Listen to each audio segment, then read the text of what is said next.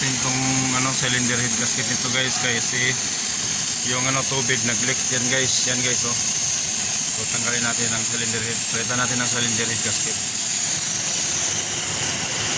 Ito yung Acros 24-0. Yan guys.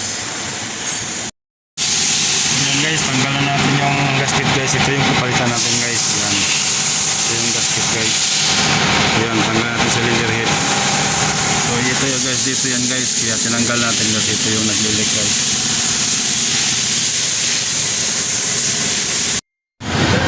So yan guys, kakabit na natin yung gasket niya guys.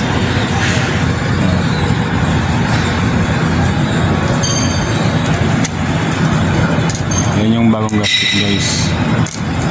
Kabit natin guys. Sunod yung cylinder head. Yan guys.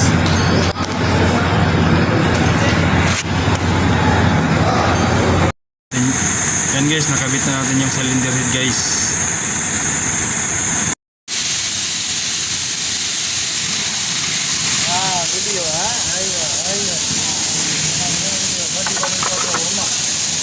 So yan guys, kabit na natin yung cylinder head cover niya guys.